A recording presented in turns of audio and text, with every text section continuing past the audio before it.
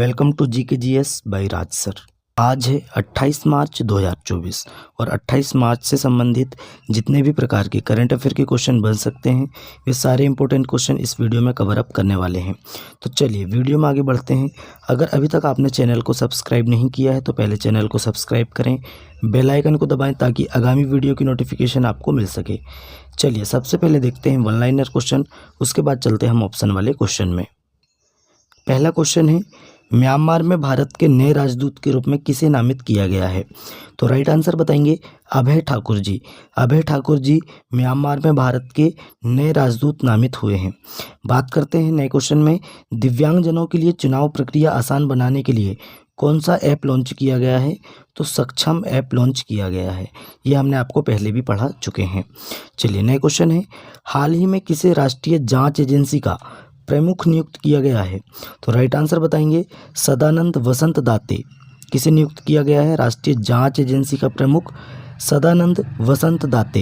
Next question है, हाल ही में para power lifting विश्व कप में 59 किलोग्राम युवा वर्ग में किसने गोल्ड मेडल जीता है? तो विनय जी ने जीता है। किसने जीता है? विनय। ये कहाँ हुआ है? तो मिस्र में हुआ, ये भी आपको याद रखना है।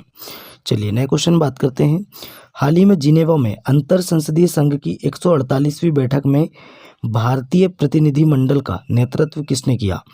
तो हरिवंश नारायण जी ने किया है। किसने किए हैं? हरिवंश नारायण जी ने किए। और ये कौन है? तो राज्यसभा के उपसभापति हैं। ये भी आपको याद रखना है। नए क्वेश्चन है, लैंको अमरकंटक पावर लिमिटेड का अधिग्रहण किसने किया जिसे सीसीआई ने मंजूरी दे दी है? तो अडानी पावर लिमिटेड है। इसने दोस्तों लैंको अमरकंटक पावर लिमिटेड का अधिग्रहण कर लिया है। ये आपको याद रखना है। नए क्वेश्चन में बात करते हैं, किसे हाल ही में पुलिस अनुसंधान और विकास ब्यूरो का महानिदेशक नियुक्त किया गया है? बीपीआरडी का महानिदेशक किसे नियुक्त किया गया है? तो राजीव कुमार शर्मा जी, है ना, राजीव कुमार शर्मा इस क्वेश्चन का राइट आंसर हो जाएगा। किसे हाल ही में एनडीआरएफ महानिदेशक नियुक्त किया गया है? तो पीयूष आनंद जी को एनडीआरएफ महानिदेशक नियुक्त किया गया है। चलिए अब चलते हैं दोस्तों, हम ऑप्शन वाले क्वेश्चन में बात करते हैं, म्यांमार में भारत के नए राजदूत के रूप में किसे नियुक्त किया गया है? तो राइट आंसर बताएंगे Abhay Thakur. Option number A right answer है। अभी हमने वन लाइनर क्वेश्चन पढ़ चुके हैं, वही ऑप्शन में भी पढ़ रहे हैं, उसके बाद नए क्वेश्चन भी पढ़ेंगे ऑप्शन वाले। तो दोस्तों आपको कमेंट में बताना है कौन सा राइट आंसर है। नेक्स्ट क्वेश्चन चलते हैं, लैंको अमरकंटक पावर लिमिटेड का अधिग्रहण किसने किया जिसे सीसीआई ने मंजूरी दे दी है? तो राइट आंसर बताएंगे option number B Adani Power Limited. नए क्वेश्चन में बात करते हैं, हाल ही में जिनेवा में अंतर संसदीय संघ की 148वीं बैठक में भारतीय प्रतिनिधिमंडल का नेतृत्व किसने किया? तो राइट आंसर बताएंगे हरिवंश नारायण सिंह जी ने। किसने किया है? ऑप्शन नंबर ए। नए क्वेश्चन है, हाल ही में पैरा पावर लिफ्टिंग विश्व कप में 59 किलोग्राम युवा वर्ग में किसने गोल्ड मेडल जीता है? तो राइट आंसर बताएंगे ऑप्शन नंबर सी विनय। नए क्वेश्चन है, हाल ही में किसे राष्ट्रीय जांच एजेंसी का प्रमुख नियुक्त किया गया है? तो राइट आंसर बताएंगे सदानंद, देखिए राष्ट्रीय जांच एजेंसी का प्रमुख सदानंद वसंत दाते। किसे नियुक्त किया गया है? सदानंद वसंत दाते जी को नियुक्त किया गया है। नए क्वेश्चन में बात करते हैं, दिव्यांगजनों के लिए चुनाव प्रक्रिया आसान बनाने के लिए कौन सा ऐप लॉन्च किया गया है? आप सभी जानते हैं सक्षम ऐप लॉन्च किया गया है। 85 ईयर से एबो वाले जो वोटर्स हैं और 40% जो डिसेबिलिटी है व्यक्तियों को, उनके लिए सक्षम ऐप लॉन्च किया गया है। ये आपको याद रखना है। अब चलते हैं नए क्वेश्चन में, हाल ही में विश्व रंगमंच दिवस कब मनाया गया? देखिए हाल ही में विश्व रंगमंच दिवस, है ना, ये मनाया गया है। कब मनाया गया है? 27 मार्च को। ऑप्शन नंबर बी इस क्वेश्चन का राइट आंसर हो जाएगा।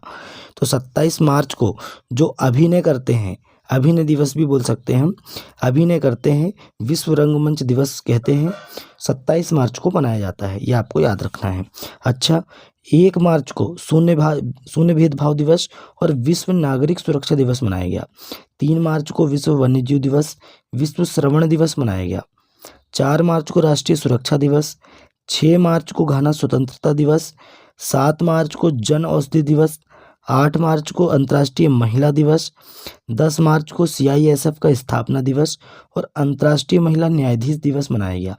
11 मार्च को वर्ल्ड प्लम्बिंग डे, 12 मार्च को मॉरिशस दिवस, 13 मार्च को धूम्रपान निषेध दिवस मनाया गया। बात करते हैं 14 मार्च की, विश्व किडनी दिवस, विश्व मानव विज्ञान दिवस मनाया गया। 15 मार्च को विश्व उपभोक्ता अधिकार दिवस मनाया गया। 16 मार्च को राष्ट्रीय टीकाकरण दिवस मनाया गया। 17 मार्च को सेंट पैट्रिक दिवस मनाया गया। 18 मार्च को आयुध निर्माण दिवस मनाया गया। 19 मार्च को इंटरनेशनल क्लाइंट्स डे मनाया गया। 20 मार्च को विश्व गौरैया दिवस, विश्व प्रसन्नता दिवस और विश्व मौखिक स्वास्थ्य दिवस मनाया गया। 21 मार्च को विश्व कविता दिवस और विश्व वानिकी दिवस मनाया गया। 22 मार्च को विश्व जल दिवस और बिहार का स्थापना दिवस मनाया गया। 23 मार्च की बात करें, विश्व मौसम विज्ञान दिवस, इसकी थीम क्या थी? At the front line of climate action. और शहीद दिवस भी मनाया जाता है। सत्य के अधिकार के लिए अंतर्राष्ट्रीय दिवस मनाया जाता है। 24 मार्च को विश्व क्षय रोग दिवस मनाया जाता है। 24 मार्च को इसकी थीम क्या थी? तो वी कैन एंड टीवी। 25 मार्च को गुलामी के शिकार लोगों की याद में अंतर्राष्ट्रीय दिवस मनाया जाता है। और 26 मार्च को पर्पल डे ऑफ एपिलेप्सी मनाया जाता है। मिर्गी की जागरूकता बढ़ाने के लिए, मिर्गी के बारे में जागरूकता बढ़ाने के लिए, है ना, ये आपको याद रखना है। तो दोस्तों इंपॉर्टेंट डे हमने मार्च मंथ के सारे कर चुके हैं। तो चलिए नए क्वेश्चन में बात करते हैं। नए क्वेश्चन है, हाल ही में अभय ठाकुर किस देश में भारत के राजदूत नियुक्त हुए हैं? तो राइट आंसर बताएंगे म्यांमार। कहाँ पे दोस्तों? म्यांमार। हम म्यांमार की बात करें, राजधानी है नेपिडो। मुद्रा क्या है? Burmese CAT. क्या है? Burmese CAT. प्रेसिडेंट कौन है? मिन आंग लिंग। कौन है? मिन आंग लिंग। चलिए बात करते हैं, सूरत डायमंड बोर्ड्स का नया अध्यक्ष गोविंद ढोलकिया को नियुक्त किया गया है। डिजिटल न्यूज़ पब्लिशर्स एसोसिएशन का नया अध्यक्ष मरियम मेनन मैथ्यू को नियुक्त चुना गया है। भारतीय बैंक संघ के चेयरमैन MV राव बने हैं। Federation of Indian Exports Organisation के नए अध्यक्ष अश्विनी कुमार बने हैं। बात करते हैं नए BMC आयुक्त के रूप में भूषण गगरानी को नियुक्त किया गया है। इंडियन स्टील एसोसिएशन के अध्यक्ष के रूप में नवीन जिंदल को नियुक्त किया गया।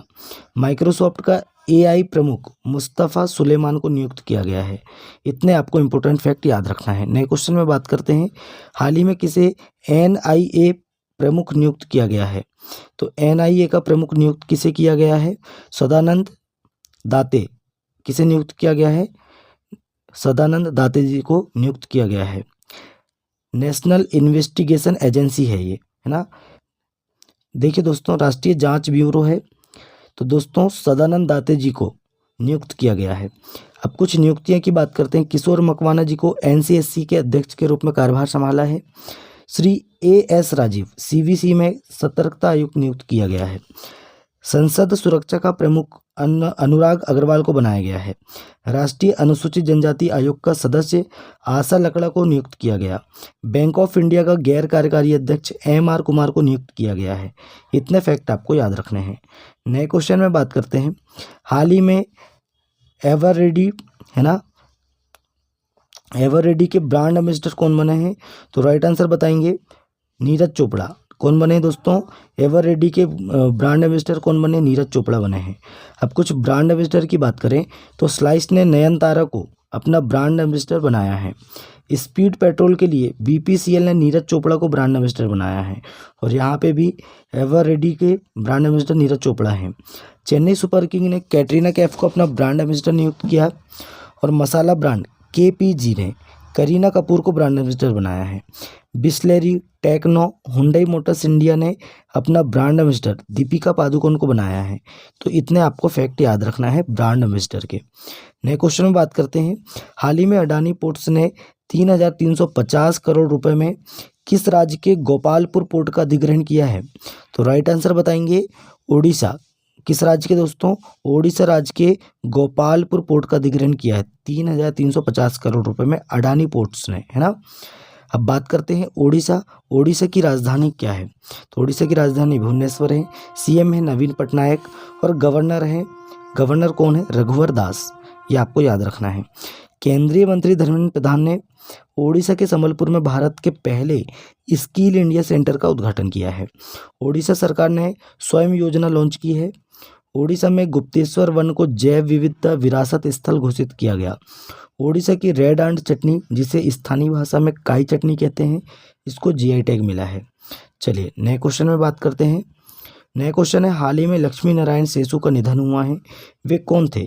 तो वे एक अभिनेता थे। कौन थे? अभिनेता थे, तमिल अभिनेता। ये बताएंगे आप, लक्ष्मी नारायण सेसु जी। चलिए नेक्स्ट क्वेश्चन में चलते हैं। हाल ही में चुनाव आयोग ने चुनाव प्रक्रिया की निगरानी के लिए कौन सा ऐप लॉन्च किया है?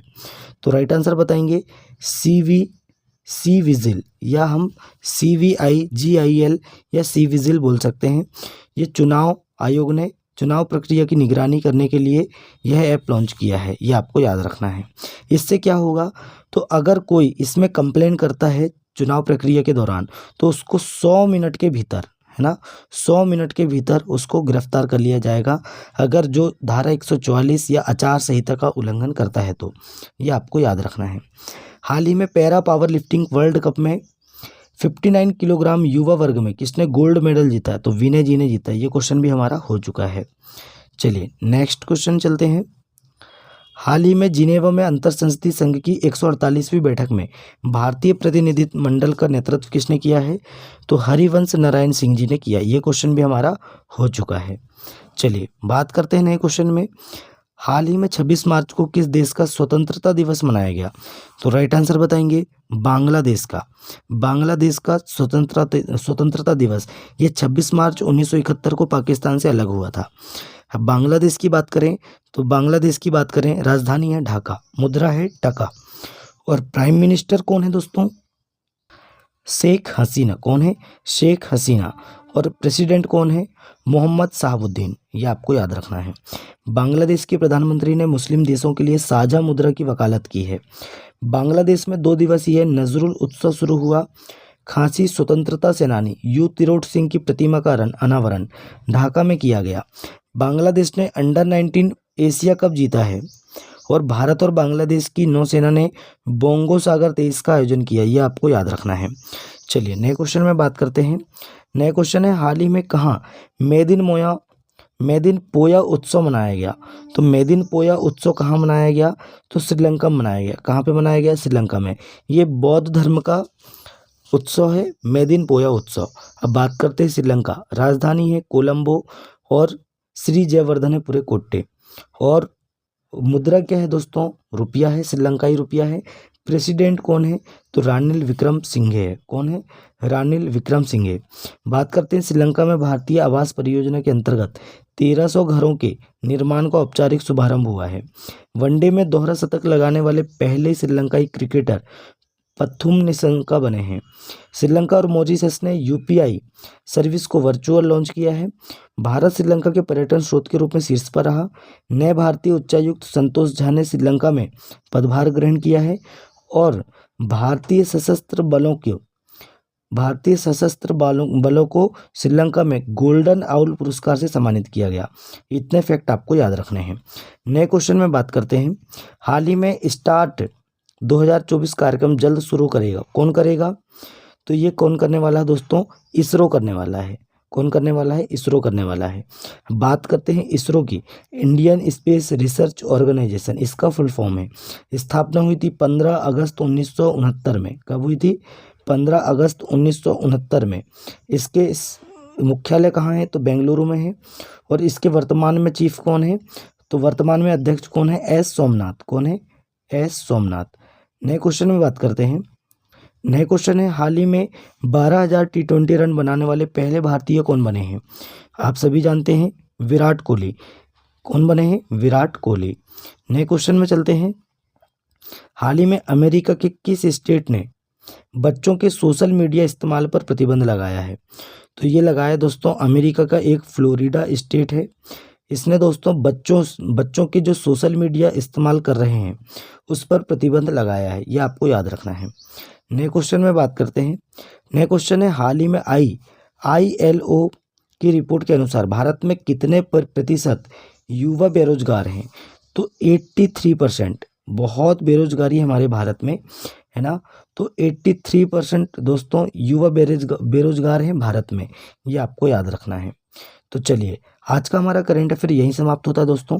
वीडियो कैसा लगा कमेंट करके बताएं। अपने दोस्तों में ज़्यादा से ज़्यादा वीडियो को शेयर करें, लाइक करें और चैनल को सब्सक्राइब करें। चलिए दोस्तों, मिलते हैं तब तक के लिए नए वीडियो में। जय हिंद, जय भारत।